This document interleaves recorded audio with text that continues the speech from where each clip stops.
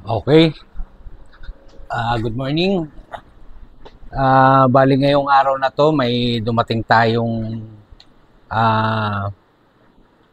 yang inverter para sa client natin sa Quezon Province. Meron tayong manual tsaka itong mga warranty card.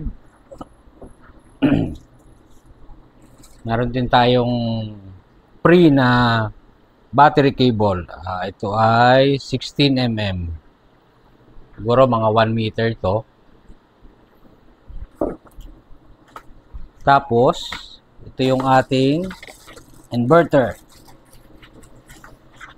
Tingnan natin kung bakit itong inverter.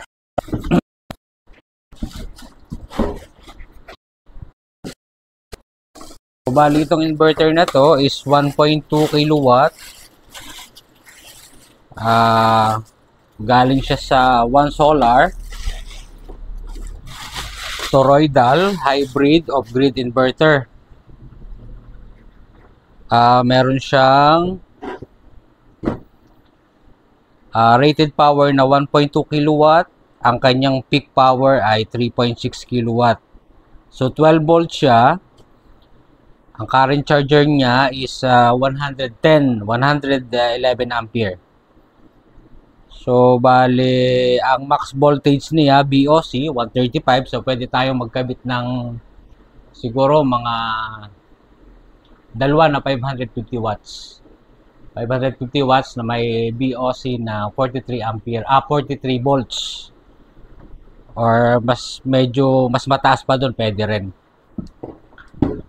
So, bali to, hybrid na to.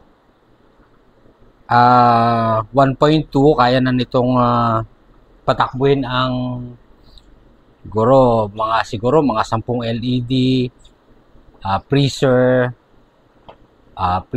electric fan,